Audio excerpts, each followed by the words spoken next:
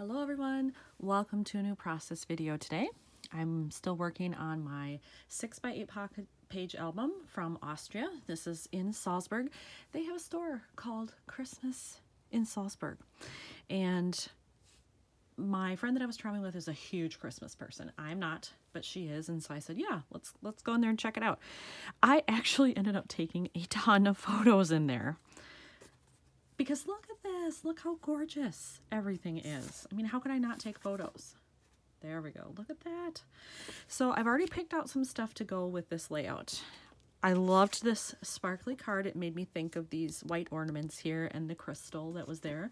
So I know I want to use this and decorate it somehow. That means I'll have to have a photo flip for it to work on this page. Then I have my other 4x6 photo ready to go. On this side, I have 4 photos that are 3x4, and I've already picked out this card. I love it. It says deck the halls. How appropriate. So that's where I'm starting. I know I have lots of like digital files that I've printed and cut that are holiday themed, and so I have those in my stash. I'll get those out. Other than that, I may mix in some travel related things because we were here while traveling, but I'm not totally sure. And I really don't know what to do with this. I just love the shiny background, shiny things. So I'll make it work somehow, but I'll really have to go in there and dig around and see what I have. I've pulled out some of my holiday stuff. And so I have different bags here going of different file sets that I printed and cut. And so they're kind of grouped by those particular kits, the files that came together. So this is a little bit different of a color scheme than this one, but I have them available. And then I forgot that I had printed out these phrases. These are digital files I bought and printed, and I never cut them. So if I want to use any of these, I'm going to have to cut them. But I do see some fun phrases, and the colors are great. I think they'll work. So I'm just going to go through there and start picking out the little pieces.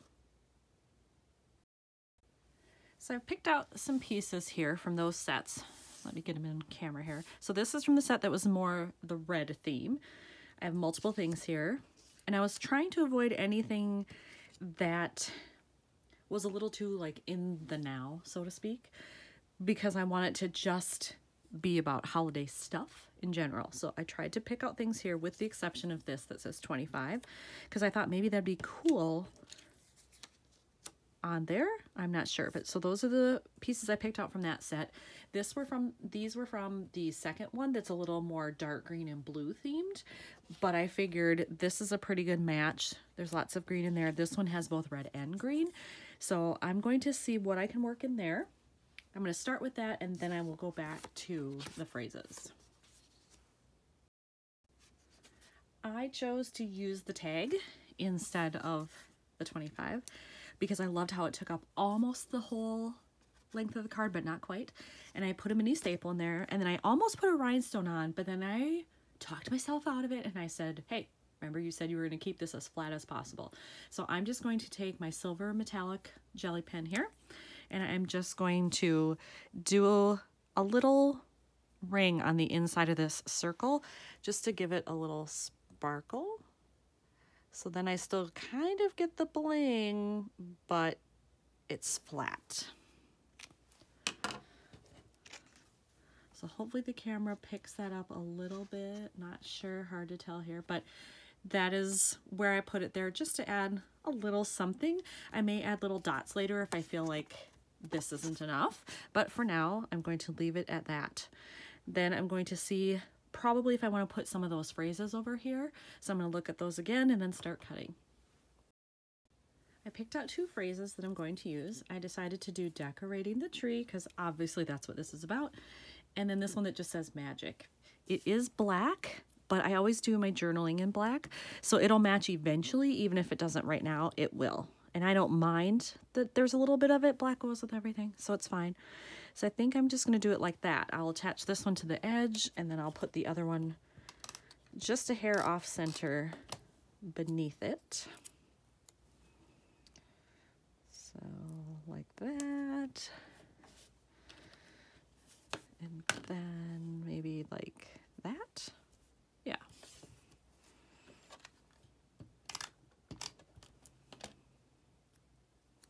So right about there. think.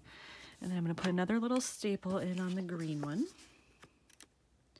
So it gives some visual continuity there with the tag. And then this.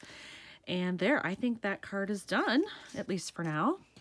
So that'll go between these two. There's so much white in here. I know I definitely want to add something there, whether it's a phrase or one of these things, I don't care, but it needs something.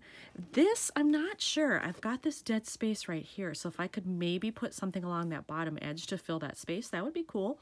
So I'll see what I can do. So I have a couple of things here. I did find a little phrase and put it in this empty space down there, and I really like that. Still have this that's going to go behind it, but I decided I'm going to switch these photos. I was going to have the photo with the crystal be up top, but I decided I liked this one better. And then I'm going to use this Holiday Magic piece here, overlap, and I'm going to cut off the top a little bit, but I'm just going to let it overlap. And then I'm also going to get my pen out again. What did I do with it? There it is, my glitter pen. And I want to do some sparkly things here. I think I'm just going to put like a little dot here, a little dot in the center of the snowflake, and then I will color in the inside of this thing just so it gives it a little bit more sparkle, and then kind of matches what I did here a little bit anyway. Again, the continuity thing. So I'm going to attach these here, and I'll probably put in a little staple up top once I get that done.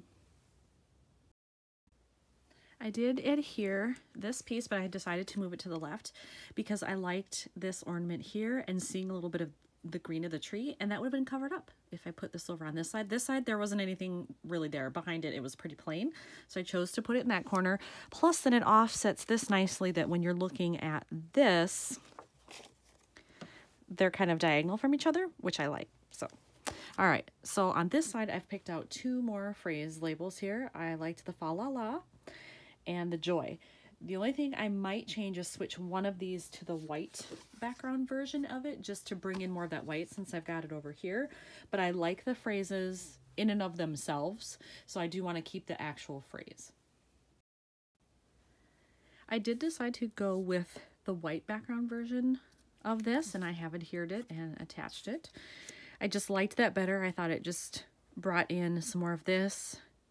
And the red is pretty bold, so I just didn't think it went as well quite there. I do like it over here, though, to separate all the green. So that is on there and attached already. And in looking at this, I think the only other thing I'm going to do to alter any of this is I'm going to use my metallic pen again and just do a line right underneath the dotted line that's already there, just to give it some more sparkle.